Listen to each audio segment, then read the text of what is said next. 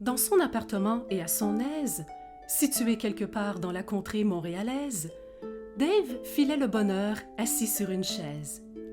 Heureux homme qui jouissait d'une abondance de vin et passait tous ses loisirs avec des joueurs malins. Mais Dave avait aussi un secret qui au plus haut point le comblait. Son temps libre, il le donnait aux projets de jeux de rôle qu'il créait. Persuadé par son propre génie et armé de littérature fantasy, son jeu grandissait dans son bouillant esprit. Mais par un beau jour estival, Dave réalisa le suprême mal. Personne ne le connaissait. Il se dit alors « Quel niais je fais, le roi est nu! Qui voudrait d'un jeu créé par un illustre inconnu? Je dois donc me faire connaître quelque part, ou périr d'un si mauvais départ. » Bien sûr, comme pour toute question trouble, la réponse se trouvait assurément sur YouTube. Dave passa ensuite tout son temps à regarder les influenceurs qui discutaient de jeux de rôle pendant des heures. Il se disait « Quelle assurance! Quelle confiance! Est-ce que j'ai vraiment une chance? Ces beaux hommes portent virilement la barbe et s'expriment tous comme des bardes. » Envieux des influenceurs et incertain de son projet, Dave, l'intellectuel, cherchait le truc secret. Ô inspiration et dévouement, plus rien ne l'arrêterait. Pour imiter le charisme de ses parleurs surdoués, l'ambitieux Dave entreprit alors de s'entraîner. Développer en même temps son corps et son éloquence devenait d'une suprême importance pour un créateur en manque de confiance.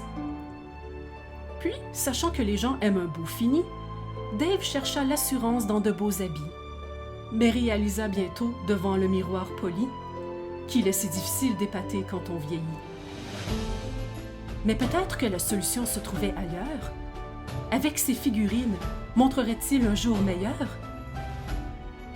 Il essaya alors de partager son enthousiasme, armé de l'instrument de tous les fantasmes. Tout son petit monde de jeu il pouvait filmer. Son génie créatif allait sûrement triompher. Mais Dave réalisa bientôt qu'il en était venu à se tromper, car moudé et décor ne sauraient triompher de ses malaises et de sa grande timidité.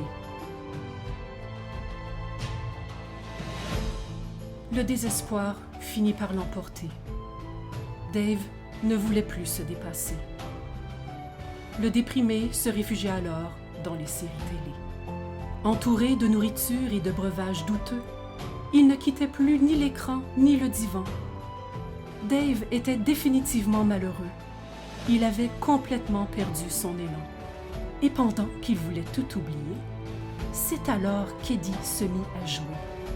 Pendant que les jeunes héros bataillaient Vecna, partout résonnait l'hymne de Metallica. Et c'est ainsi que se manifesta la solution pour vaincre le maître des illusions. Il fallait capter les énergies musicales et invoquer les forces infernales. Chers auditeurs, vous comprendrez qu'il est ici impossible de dévoiler le détail de ce que Dave dut sacrifier. On raconte que des amis ont même disparu pour invoquer ses pouvoirs inconnus. Et l'artefact interdit finalement apparut. C'était la couronne d'un prince cornu. C'est ainsi que Dave trouva son audace pour verbaliser ses idées sagaces. Au monde entier, il pourrait s'adresser. Sa quête du courage était terminée. Salut tout le monde, vous êtes sur la chaîne Tonic Édition.